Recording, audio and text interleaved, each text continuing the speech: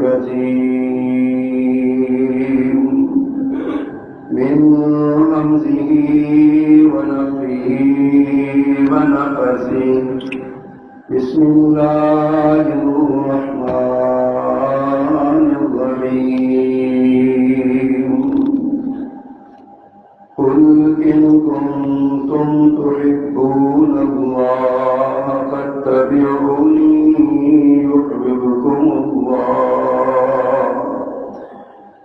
يحببكم الله ويغفر لكم ذنوبكم والله غفور رحيم قل أطيعوا الله والرسول فإن تولوا فإن الله لا يحب الكافرين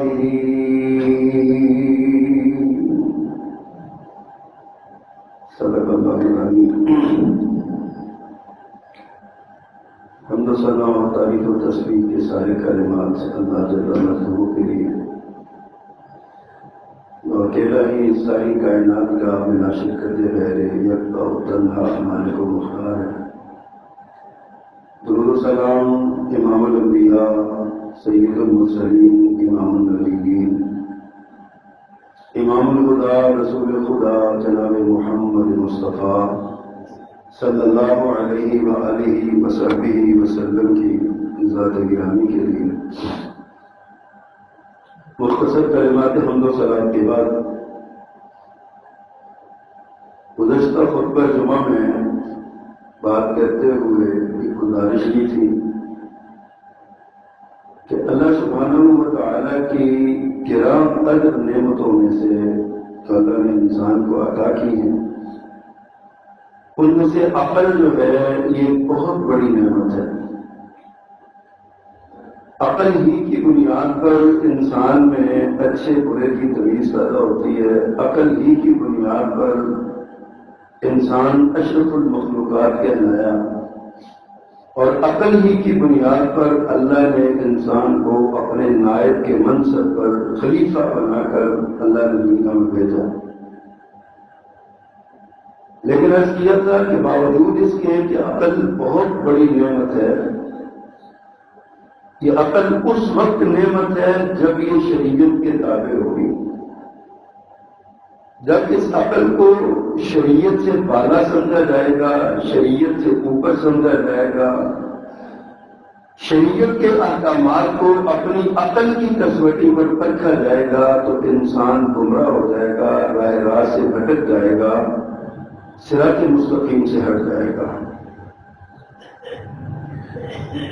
نبی مکرم صلی اللہ علیہ وسلم کے دنیا سے رخصت ہو جانے کے بعد جو خیر القرون تھا، صحابہ کرام کا دور، یہ رسول اللہ صلی اللہ علیہ وسلم کی تربیت یافتہ آپ کے شاگرد تھے۔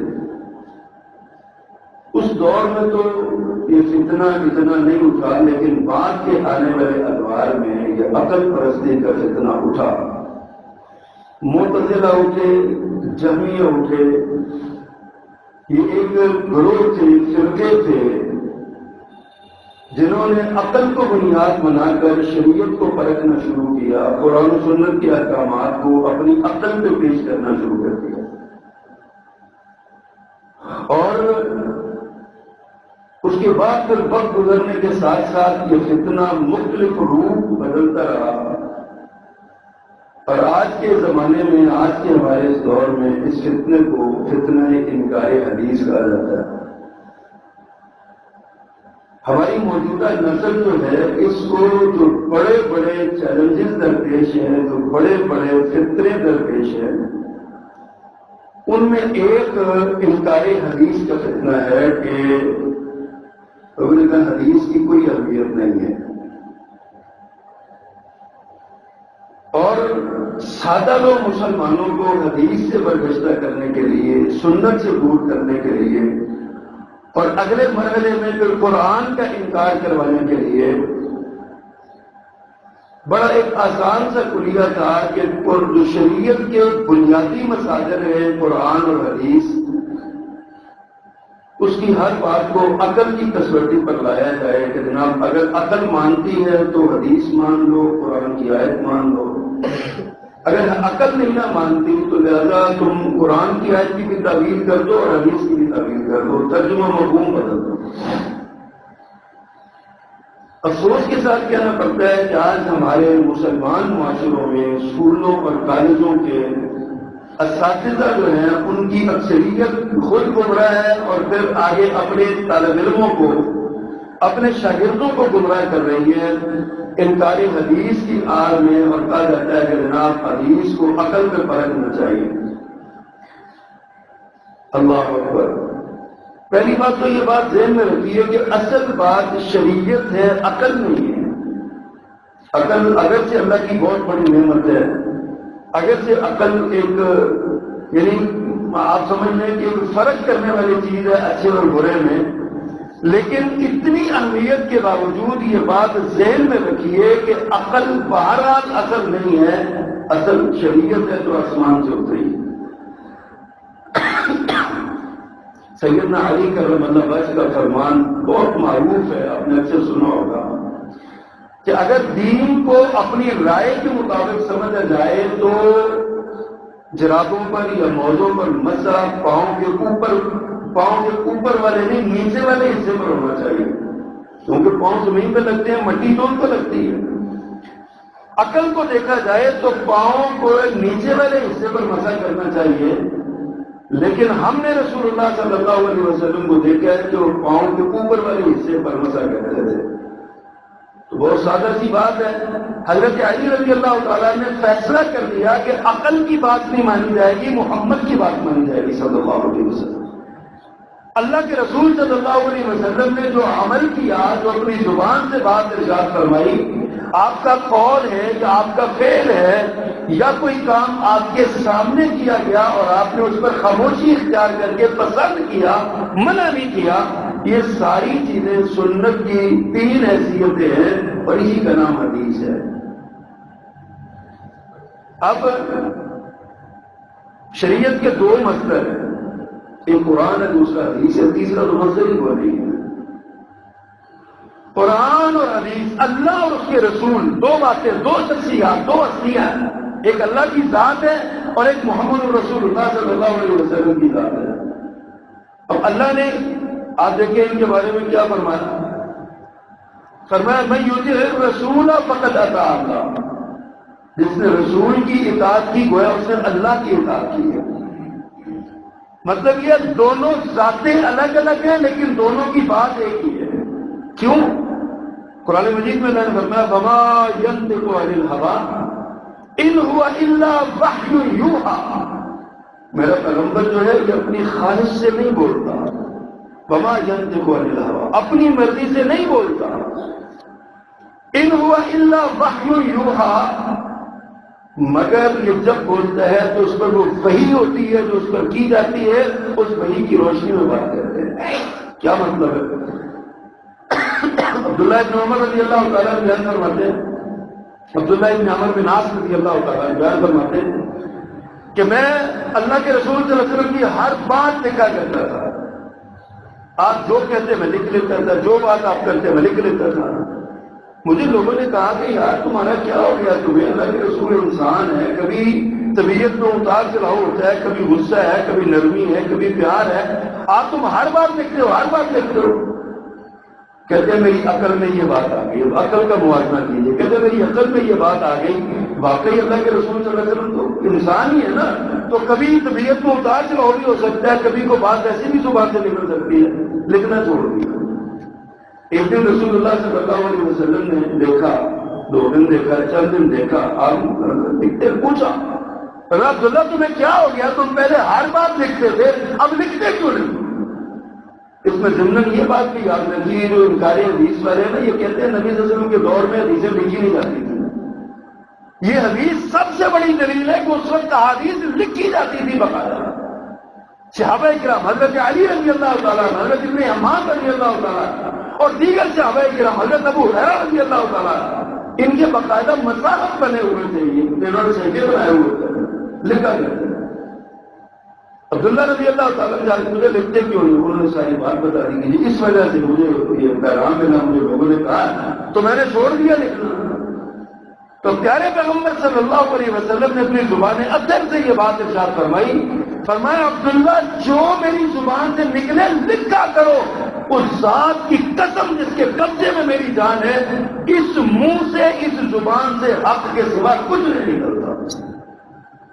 یہ ہے وما ينطق عن الهوى ان هو الا وحی یوحی، جو آپ پر وحی کی جاتی ہے آپ صرف وہ بولتے ہیں، اس کے علاوہ آپ کچھ نہیں بولتے، اس کے علاوہ کوئی بات نہیں کرتے۔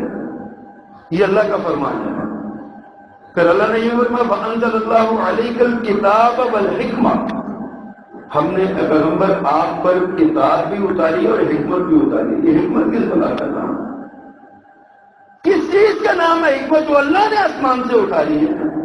کتاب تو اللہ نے وہ کتاب کی طرف اشارہ کر دیا، یہ قرآن ہے، ذالک الکتاب لا ریب فیہ، اس کتاب میں ان قرآن میں کوئی شک نہیں ہے۔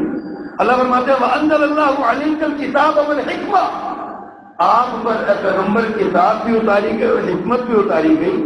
وَعَلَّمَكَ مَا لَمْ تَكُنْ تَعْلَمْ، اور تمہیں وہ چیز سکھائی گئی، وہ علم دیا گیا جو تجھے نہیں تو نہیں جانتا تھا جس کے بارے میں۔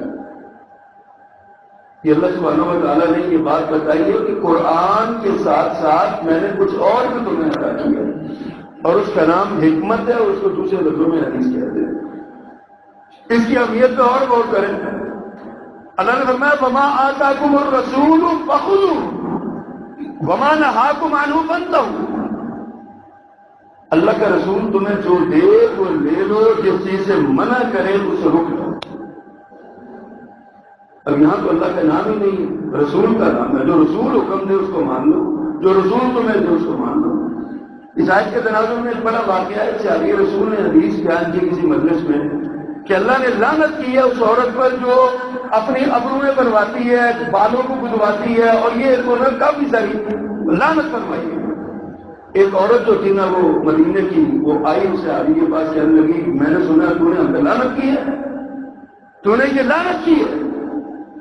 تو اس نے کہا، صحابی رسول نے فرمایا کہ دیکھو میں اس پر کیوں لعنت نہ کروں جس پر رسول اللہ نے لعنت فرمائی ہے، کیونکہ یہ رسول اللہ صلی اللہ علیہ وسلم کا فرمان ہے نا کہ اللہ نے اس پر لعنت کی ہے جو بالوں کو گدواتی ہے، اور یہ جو ہے نا وہ بگیاں لگانا اور بالوں کو یہاں سے ابروؤں کو بنوانا اور پلکوں کو کتروانا، یہ فیشن کے نام پہ جو ہوتا ہے، پیارے پیغمبر نے لعنت فرمائی ہے۔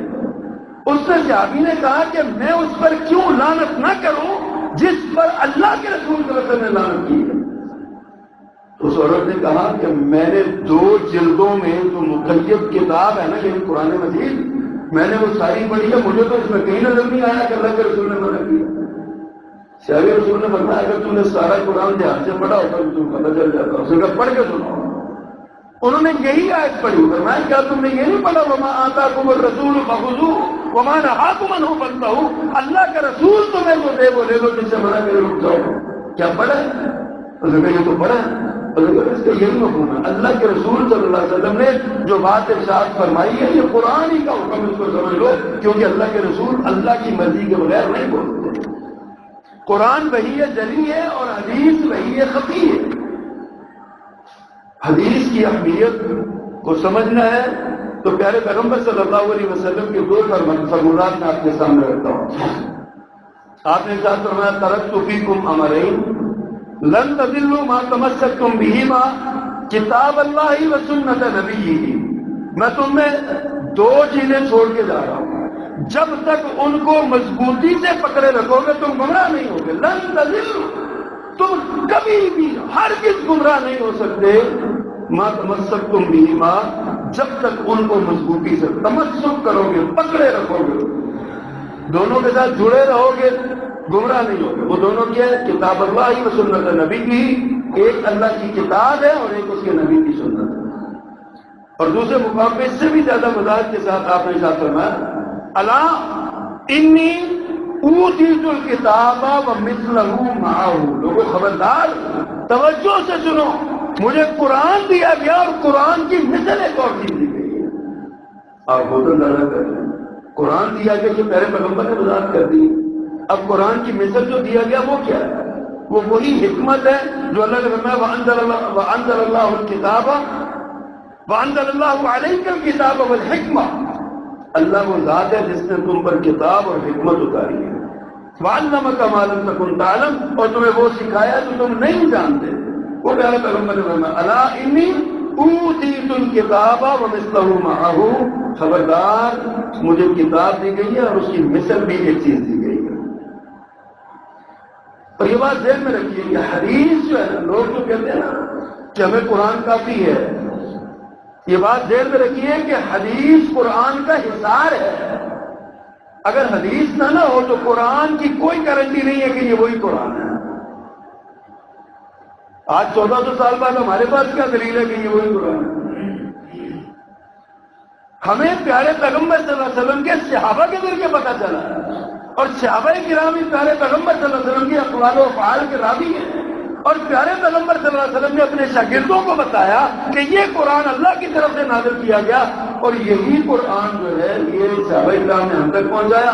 اللہ نے اس کی حفاظت کی ضمانت دی تھی، تو قرآن کیسے ہم تک پہنچا ہے؟ صحابہ کے ذریعے، شاگردوں کے ذریعے، پھر ان کے شاگردوں کے ذریعے، پھر ان کے شاگردوں کے ذریعے ہم تک آیا، اور ہم سے آگے پھر ہمارے شاگردوں، ان کے شاگردوں، ان کے شاگردوں تک قیامت تک یہ قرآن لفظ ب لفظ میم بعن یہ قرآن ایسے قیامت تک جائے گا۔ یہ قرآن کا حصار ہے، حفاظت کرتی ہے، اور قرآن کی یہ تفسیر بھی ہے۔ قرآن مختصر ہے، قرآن کہتا ہے نماز پڑھو، اقیم الصلاۃ، نماز پڑھو۔ نماز کا معنی کیا ہے؟ یہاں ہمارے بر صغیر میں ایک غلام محمد پرویز نامی ایک شخصیت گزری ہے، وہ بیوروکریٹ تھے بنیادی طور پہ، افسر تھے سرکاری، ان کو اپنی سرکاری افسری کا فائدہ اٹھاتے ہوئے انہوں نے جناب یہ انہوں نے اس کا ترجمہ کیا اقیم الصلاۃ کا معنی ہے نظام حکومت قائم کرو۔ اب جب عقل کو استعمال کریں گے تو کہتے ہیں نظام حکومت قائم کرو۔ اچھا نہیں، نظام قرآن کہتے ہیں اقیم الصلاۃ، نماز قائم کرو۔ مرد کے لیے تو 24 گھنٹے میں 5 نمازیں فرض ہیں، عورت کے لیے مہینے میں 5 دن یا 6 دن کی چھٹی ہو جاتی ہے۔ یہ کون سا نظام حکومت ہے جو 6 دن پڑا رہے گا، اس کو چھیڑیں گے نہیں اس کو؟ جب عقل کو استعمال کرو گے تو یہ طریقہ، یہ چیزیں بھگتنی پڑے گی۔ اللہ کے رسول صلی اللہ علیہ وسلم نے فرمایا قرآن جو ہے قرآن اجمال ہے، حدیث اس کی تفصیل ہے، حدیث کی بات، حدیث اس کو بتاتی ہے نماز پڑھو، کیسے پڑھو، کتنی پڑھو، کب پڑھو، کہاں پڑھو، کیسے پڑھو، سارا کچھ حدیث بتاتی ہے۔ زکات دو، قرآن کہتا ہے زکات دو، کتنی دو، کس جانور پہ کتنی دو، سونے پہ کتنی، چاندی پہ کتنی، قرآن تو نہیں بتاتا، حدیث اس کی تفصیل ہے۔ حدیث بتاتی ہے کہ قرآن جو اجمال بیان کرتا ہے، حدیث اس کی تفصیل بیان کر دیتی ہے۔ اللہ اکبر۔ پھر اس حدیث کی اہمیت کا آپ اندازہ کریں کہ حدیث کی اہمیت کیا ہے قرآن کی نظر میں۔ اللہ پاک ارشاد فرماتا ہے فَلْيَحْذَرِ الَّذِينَ يُخَالِفُونَ عَنْ أَمْرِهِ أَن تُصِيبَهُمْ فِتْنَةٌ أَوْ يُصِيبَهُمْ عَذَابٌ أَلِيمٌ۔ فرمایا فَلْيَحْذَرِ الَّذِينَ، ڈرنا چاہیے ان لوگوں کو، خوف زدہ ہونا چاہیے، ڈر ہونا چاہیے ان لوگوں کے دلوں میں، یخالفون عن امرہ، جو اللہ کے حکم، اللہ کے رسول کے حکم کی مخالفت کرتے ہیں، ان تصیبہم فتنۃ، کہ ان پر کوئی آزمائش آ جائے گی، فتنہ آ جائے گا، او یصیبہم عذاب علیم، یا انہیں کوئی عذاب، دردناک عذاب پہنچے گا۔ جو رسول کی بات کا انکار کرے اسے اللہ نے عذاب علیم سے ڈرایا ہے کہ عذاب علیم اور فتنوں سے وہ بچے، اس کو فتنے جھیل لیں گے اس کو۔ حدیث کی اہمیت ہے یہ۔ اللہ فرماتے ہیں وَإِذَا قِيلَ لَهُمْ تَعَالَوْا إِلَىٰ مَا أَنزَلَ اللَّهُ وَإِلَى الرَّسُولِ، جب ان سے کہا جاتا ہے تَعَالَوْا إِلَىٰ مَا أَنزَلَ اللَّهُ وَإِلَى الرَّسُولِ، آؤ جو اللہ نے اتارا ہے اور جو رسول کی طرف اتارا، رسول کی طرف آؤ، یعنی اللہ نے اتارا ہے وہ قرآن ہے، وَإِلَى الرَّسُولِ، اور رسول کی طرف آؤ۔ جو حدیث سارے پیغمبر نے بیان فرمائی اپنی زبان اطہر سے، آپ نے جو ارشادات فرمائے ہیں، ہمیں تعالوا، جب ان سے کہا جاتا ہے آؤ الی ما انزل اللہ وإلی الرسول، آگے کیا اللہ فرماتا ہے رأیت المنافقین یصدون عنک صدودا، آپ منافقوں کو دیکھیں کہ وہ اس کو رکاوٹیں کھڑی کر رہے ہیں، یعنی جو حدیث کا انکار کرنے والا ہے وہ منافق ہے، مسلمان نہیں ہے، مومن نہیں ہے۔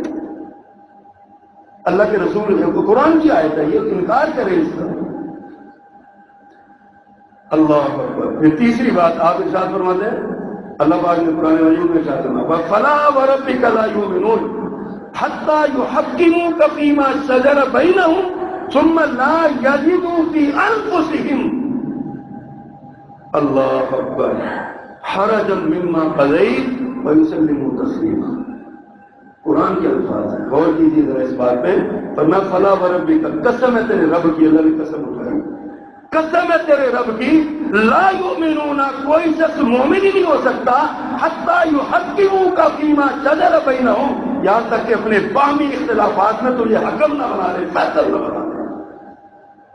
اللہ کے رسول صلی اللہ علیہ وسلم کا فیصلہ آپ کو فیصل بنا لیا بتیجی پر نہیں. آگے وضاحت دیکھیے کیا ہے. ثم لا یجدوا فی انفسہم حرجا مما قضیت، پھر تیرے کیے ہوئے فیصلے کے بارے میں دل میں کوئی نفرت اور کدورت نہ ہو، حرج نہ ہو.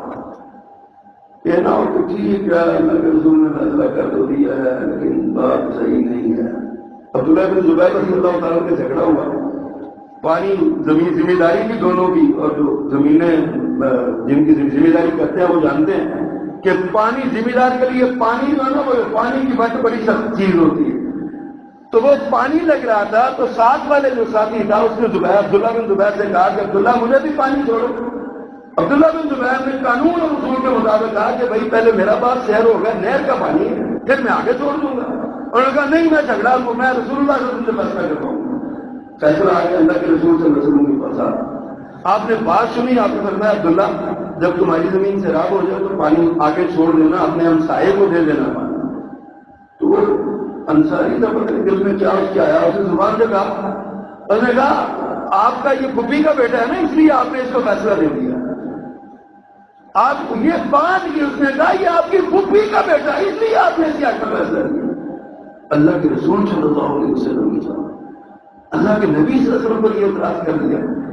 اللہ کے رسول صلی اللہ علیہ وسلم کا چہرہ بدل گیا، رنگ متغیر ہو گیا. فرمایا عبداللہ اب اپنے باغ کو پانی لگاؤ، جب تک اس کی منڈیروں تک پانی نہیں آ جاتا آگے نہیں پانی چھوڑنا. اصول اور قانون یہ ہے، نہر کا پانی جب آتا ہے تو پہلے اپنے اس پہلا جو بھاگ آتا ہے نا، پہلی جو زمین ہے وہ منڈیروں تک پانی آیا تو پھر آگے پانی چھوڑنا.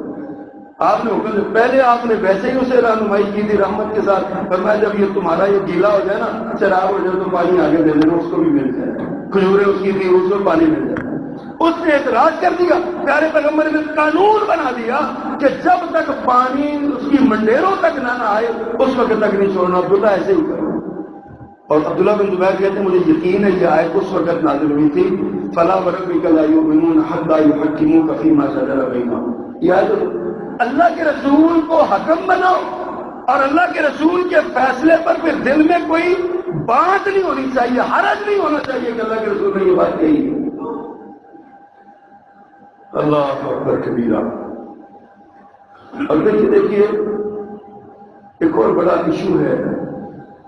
لوگ اعتراض کرتے ہیں کہ حدیث جو ہے محفوظ نہیں ہے، حدیث محفوظ نہیں ہے.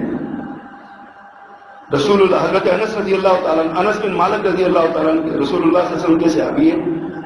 دیکھیے وہ کیا فرماتے ہیں. فرماتے ہیں کننا نکون عند النبی صلی اللہ علیہ وسلم، ہم اللہ کے رسول صلی اللہ علیہ وسلم کے پاس ہوتے تھے.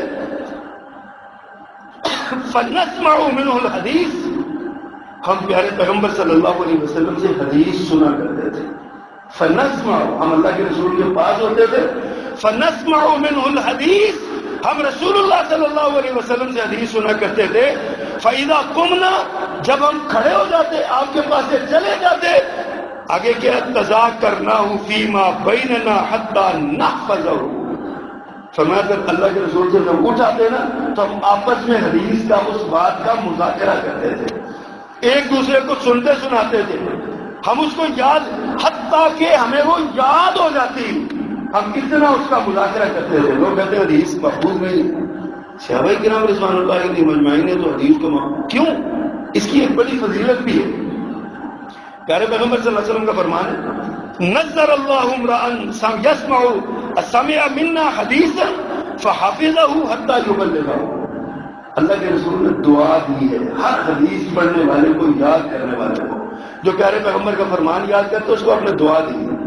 آج ہم بھی اللہ کے رسول کی وہ دعا لے سکتے ہیں اگر ہم حدیث یاد کرنا شروع کریں. پیارے پیغمبر نے فرمایا نصر اللہ عمران، اللہ اس شخص کو تر و تازہ رکھے، خوش باش رکھے اور راضی رکھے اللہ اس شخص کو جو ہم سے حدیث سنے، اس کو یاد کرے اور آگے لوگوں تک پہنچائے۔ حدیث کو یاد کرنے کی تو ترغیب پیارے پیغمبر صلی اللہ علیہ وسلم نے دی ہے، اور صحابہ کرام اس کو یاد کیا کرتے ہیں۔ فرماتے ہیں کہ آگے حضرت انس بن مالک کہتے ہیں ہم اللہ کے رسول کے پاس ہوتے، بات سنتے، پھر جب اٹھتے تو ہم آپس میں مذاکرہ کرتے اس حدیث کا، ایک دوسرے کے ساتھ ہم اس کو سناتے اور سنتے تھے، یہ حدیث ایسے میں اللہ کے رسول نے یہ ارشاد فرمایا، اللہ کے رسول نے یہ ارشاد فرمایا، تصدیق کرتے ایک دوسرے کی۔ اللہ اکبر۔ حضرت ابو ہریرہ رضی اللہ تعالیٰ عنہ کے بارے میں آتا ہے کہ وہ اس دور کے سب سے بڑے محدث تھے، 5374 الاقوال رسول، احادیث رسول حضرت ابو ہریرہ کو زبانی تھا۔ ایک مرتبہ حضرت عمر بن عبدالعزیز کے دور میں ان کا امتحان لیا گیا، حضرت کو ابو ہریرہ رضی اللہ تعالیٰ عنہ کا، ان سے کہا گیا ہمیں کوئی حدیث سنائی، حضرت ابو ہریرہ نے حدیثیں سنائی۔ بادشاہ وقت نے نا پیچھے ایک بندہ بٹھایا ہوا تھا، خفیہ طور پہ کہا اس کو لکھتے جاؤ جو یہ بیان کرتے ہیں۔ وہ لکھتا گیا، ایک دستاویز مرتب ہو گئی۔ سال گزر گیا، حضرت ابو ہریرہ رضی اللہ عنہ کو دوبارہ بلایا گیا اور کہا جی وہ جو آپ نے حدیثیں سنائی تھی وہ تو سنائیں۔ سیدنا ابو ہریرہ رضی اللہ تعالیٰ نے دوبارہ وہ ساری حدیثیں سنائی، اور بعد میں جب دونوں دستاویز کا تقابل کیا گیا آپس میں، ایک لفظ بھی آگے پیچھے نہیں تھا پیارے پیغمبر کی زبان سے جو انہوں نے سنا تھا، منوان سال پہلے بھی وہی سنایا، سال بعد بھی وہی سنایا۔ یہ ہے حدیث کی حفاظت کا قدرتی انتظام جو اللہ نے کیا ہوا۔ اللہ اکبر۔ آج ہمارے معاشرے میں یہ فتنہ بڑھتا جا رہا ہے، اس کی چند ایک وجوہات ہیں۔ سب سے پہلی وجہ تو یہ ہے کہ ہماری توجہ علوم دنیا کی بجائے مادی فوائد والے علوم کی طرف ہے۔ ہماری ساری ڈگریاں ہماری تنخواہوں کے تناظر میں تیار کی جاتی ہیں، جس کی جتنی بڑی ڈگری ہے اتنی زیادہ اس کی تنخواہ ہے، MBA کر لیا، PhD کر لیا۔ وہ علم کی سندیں تو ہمارے پاس پڑی ہیں لیکن وہ دین ہمارے پاس نہیں ہے۔ پیارے پیغمبر صلی اللہ علیہ وسلم کی حدیث ہے، جب پہلی بار آپ پر وحی آئی فرشتے نے کہا اقرا پڑھیے، آپ نے فرمایا میں نے پڑھا، اور باقی بات صحیح تھی، آپ بالکل پڑھے ہوئے نہیں تھے، کسی سے بعض آفتہ روایتی طور پہ آپ نے مربدہ علوم حاصل نہیں کیے تھے۔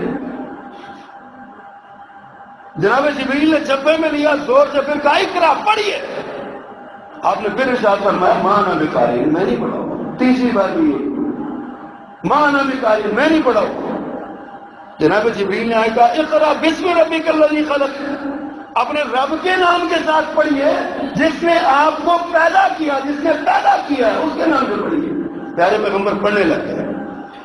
اللہ کے رسول کو شخصیت ہے کہ جن کی 63 سالہ زندگی کے ایک لمحے کے کروڑویں حصے میں بھی آپ کی زبان پر جھوٹ کا داغ نہیں ہے، کبھی آپ نے زندگی میں جھوٹ نہیں بولا۔ تو ابھی آپ کہہ رہے ہیں میں پڑھا ہوا نہیں ہوں، ابھی آپ پڑھنے لگ گئے ہیں، اس کا کیا سبب؟ علماء نے بڑی خوبصورت توضیح اس کی کی، فرمایا جب تک علم خالی علم تھا آپ نے کہا میں نہیں پڑھا ہوا، اور جب اللہ کا نام آیا تو آپ پڑھے ہوئے تھے۔ عالم ارواح میں اللہ نے پوچھا تھا الستو بربکم، کیا میں تمہارا رب نہیں ہوں؟ اللہ نے پڑھایا ہوا تھا، ہر بندے کو پڑھایا ہوا ہے۔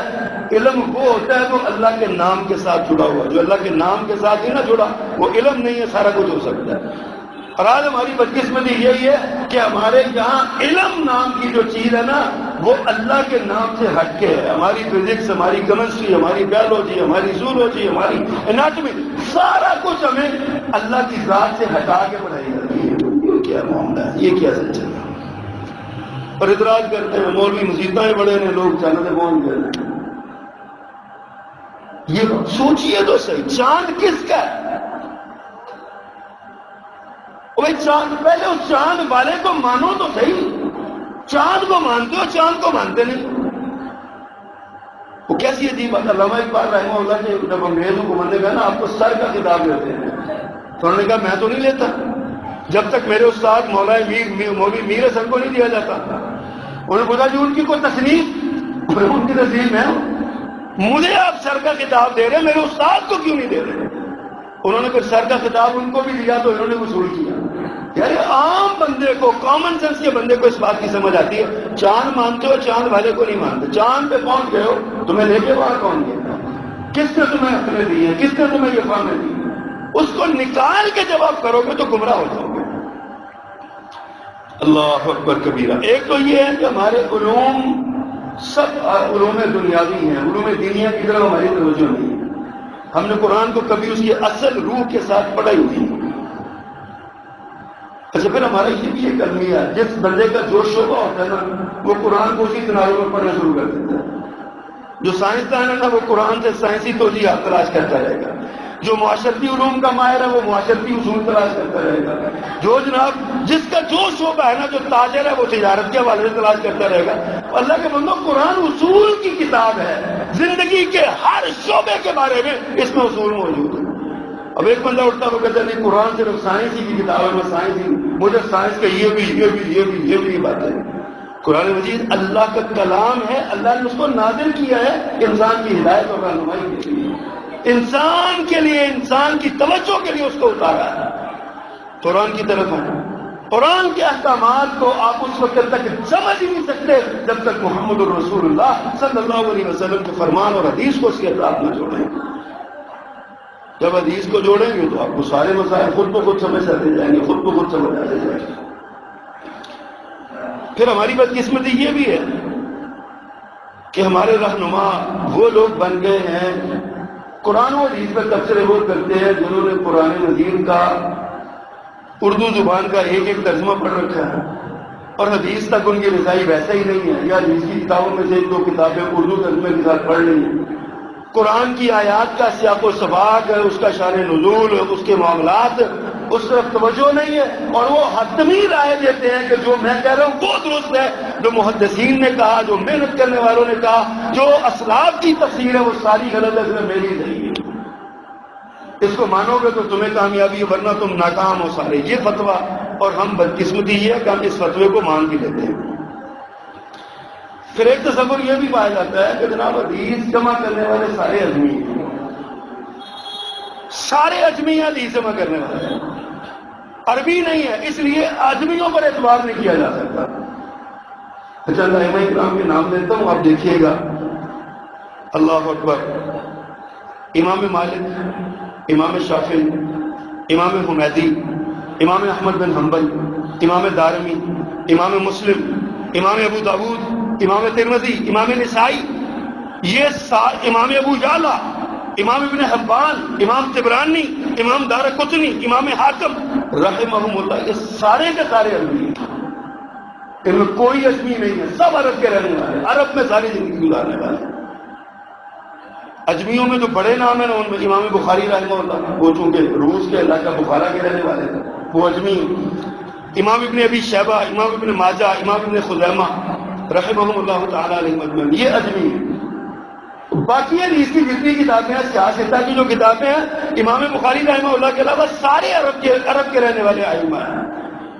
چھپ کر کے اعتراض کر دیتے ہیں یہ سارے اجمی ہیں، ان پہ اعتبار نہیں کیا۔ کیوں نہیں اعتبار کیا جا سکتا؟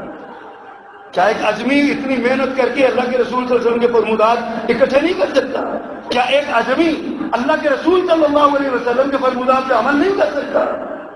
عجیب کہانیاں اور عجیب باتیں جو ہے نا وہ بنائی ہوئی ہیں۔ اللہ اکبر کبیرہ۔ حضرات پھر دیکھیے، یہ بڑی سادہ سی بات ہے، میں نے پہلے بھی عرض کی ہے کہ حدیث کا انکار، اس کا نتیجہ آخر کار قرآن کا انکار ہے۔ حدیث کے انکار کا نتیجہ قرآن، سوال ہی پیدا نہیں ہوتا جو حدیث کا انکار کرے وہ قرآن کا نہ کرے، سوال ہی پیدا نہیں ہوتا۔ آپ دیکھیے اللہ پاک نے نا سیدنا سلیمان علیہ السلام کی ایک دعا کا ذکر کیا، فرمایا رب اغفر لی، حضرت سلیمان فرماتے ہیں وقال رب اغفر لی وہب لی ملکا لا ينبغی لأحد من بعدی، اللہ مجھے معاف کر دے اور میرے بعد مجھے ایک ایسی حکومت عطا فرما جو میرے بعد کسی کے لائق نہ ہو، کسی کو نہ ملے۔ انک انت الوہاب، تو دینے والا ہے، عطا کر دے گا، عطا کر دے۔ فوراً اللہ نے اس کے بعد اگلی آیت میں فرمایا فسخرنا له الریح، ہم نے اس کے لیے ہوا کو مسخر کر دیا، تجری بامرہ، اس کے حکم کے ساتھ چلتی تھی، رخاء، آہستہ آہستہ، نرمی نرمی سے، حیث اصاب، جہاں وہ چاہتا تھا لے جاتا تھا۔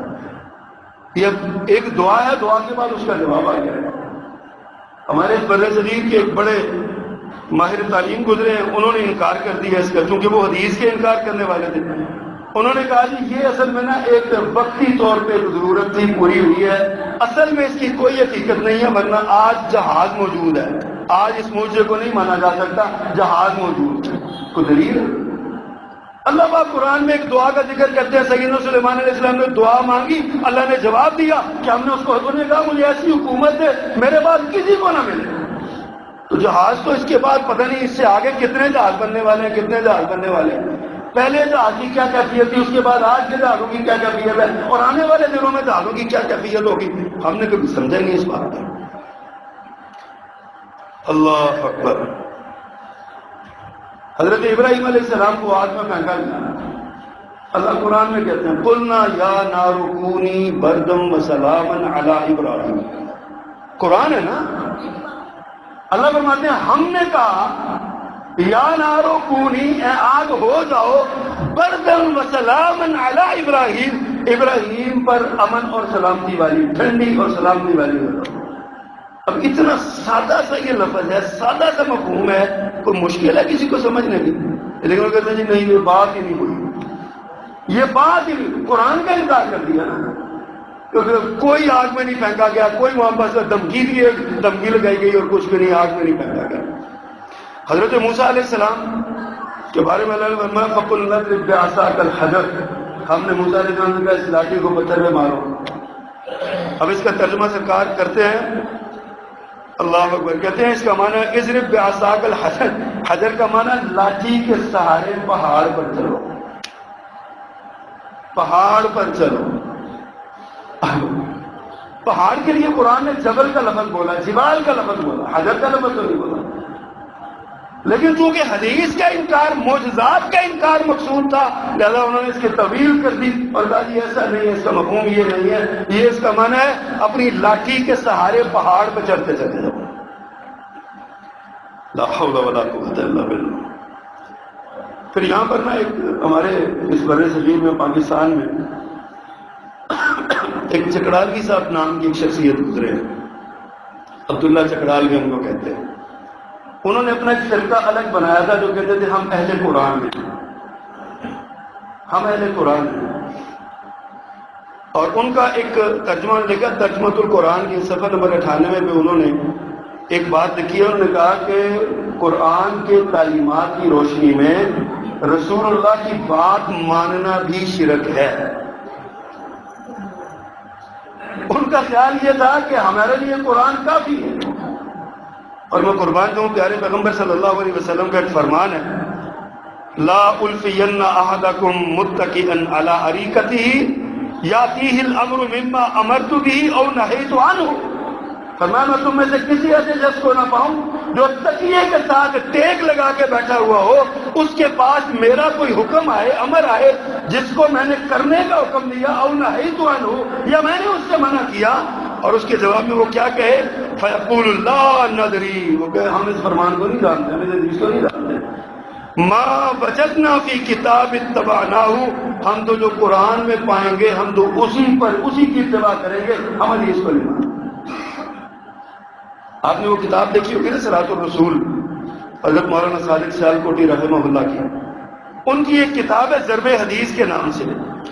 اس کتاب میں انہوں نے لکھا ہے کہ لاہور کی ایک مجلس میں بیٹھے ہوئے عبداللہ چکڑالوی صاحب وہ آدمی تھے جنہوں نے چارپائی پر بیٹھ کر تکیے سے ٹیک لگا کر صاف لفظوں میں یہ کہا تھا ہم کتاب اللہ کے سوا کسی بات کو نہیں مانتے، ہم انکار کرتے ہیں اس بات کا۔ حدیث کا انکار کیا انہوں نے، پیارے پیغمبر صلی اللہ علیہ وسلم کے فرمان کا، اور بھی بڑے لوگ۔ حضرات آج میں نے کیا کہ ہمیں جن فتنوں کا سامنا ہے ان میں انکار حدیث کا فتنہ ہمارے بچوں کے سامنے چیلنج بن کے کھڑا ہوا ہے۔ افسوس کے ساتھ بڑے بڑے نام نہاد دانشور، شوکال اپنے آپ کو اسکالر سمجھنے والے، ان کا خیال یہ ہے کہ جو ہم کہتے ہیں وہ بات صحیح ہے۔ ایک حدیث پیارے پیغمبر صلی اللہ علیہ وسلم کی کئی طرق سے آئی ہے اور کئی بڑے بڑے صحابہ اس کے راوی، سند کے اعتبار سے کسی ایک جگہ پہ کوئی ایک راوی ایسا ہوگا جس کو محدثین نے ضعیف قرار دیا، لیکن محدثین کی اصطلاح ہے کہ اگر ایک حدیث کے کئی راوی ہو نا، کئی طرق سے وہ ملے تو وہ حسن کے درجے کو پہنچتی ہے. یہ اصطلاحات المحدثین کا ایک اصول ہے. اچھا، اب اس میں ایک حدیث ہے پیارے پیغمبر صلی اللہ علیہ وسلم کا فرمان ہے، فرمایا من حفظ علی امتی 40 حدیثا، جو میری امت کے لیے 40 حدیثیں زبانی یاد کرے. زبانی یاد کرنے کا مطلب صرف وہ نہیں جیسے میں بس کرتے رٹا لگا کے یاد کر لیا، نہ ترجمہ آتا ہے نہ عمل آتا ہے، وہ نہیں، جس نے یاد کیا اور عمل کیا.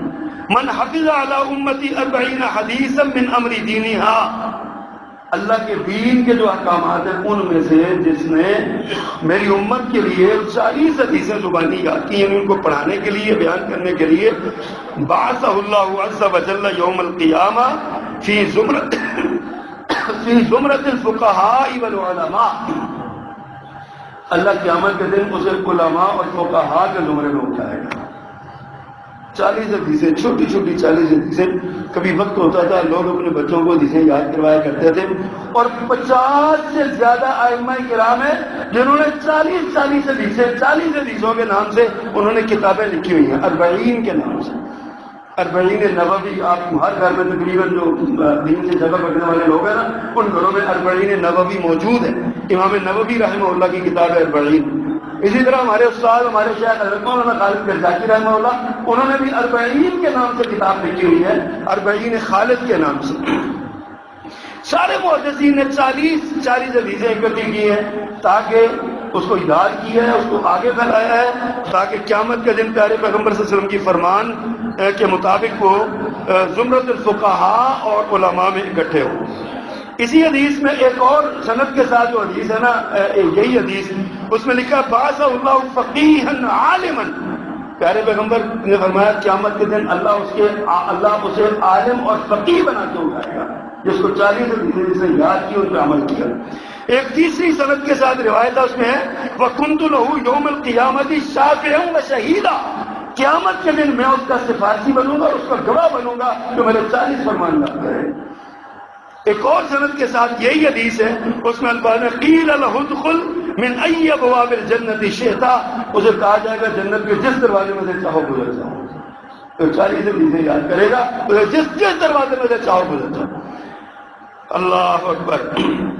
اور ایک اور سند کے ساتھ، 5ویں سند کے ساتھ یہ روایت ہے، اس میں الفاظ کتب فی زمرۃ العلماء وحشر فی زمرۃ الشہداء، اسے قیامت کے دن علماء کی صف میں اٹھایا جائے گا اور شہداء کی صف میں شمار کیا جائے گا. آپ اندازہ کریں کہ یہ 40 حدیثیں، اب 40 حدیثیں کیسی ہیں؟ ربی زدنی علما یہ ایک حدیث ہے، پیارے پیغمبر کا فرمان، ربی زدنی علما یہ ایک حدیث ہے. اچھا، اس طرح کی اور کتنی حدیثیں ہیں؟ مسجد میں داخل ہونے کی دعا یاد کر رہے ہیں، ایک حدیث ہے، اللہم افتح لی ابواب رحمتک. مسجد سے نکلنے کی دعا یاد کر لیں، یہ بھی ایک حدیث ہے، پیارے پیغمبر نے فرمایا گھر سے نکلنے کی دعا یاد کر لیں، گھر میں داخل ہونے کی دعا یاد کر لیں. بسم اللہ پڑھ کے کھانا ہے، یہ بھی ایک حدیث ہے، بسم اللہ پڑھ کے کھانا کھانا شروع کر دیں، کھانے کے بعد کی دعا پڑھ لیں، یہ بھی ایک حدیث ہے. یہ 40 حدیثیں، یہ کون سی مشکل ہے؟ کوئی ضروری تو نہیں ہے کہ آپ لمبی حدیثیں یاد کریں، چھوٹی چھوٹی صرف اس حدیث کا مصداق بننے کے لیے آپ یہ 40 حدیثیں یاد کریں، ان کو اپنے پاس نوٹ کریں اور لکھیں اس کو. اللہ کی توفیق سے میں نے وہ پیغام ٹی وی میں میرے لیکچر ہوتے تھے تو میں نے وہ یہی بنیاد بنا کے نا مختصر مگر مؤثر کے نام سے پروگرام کیا.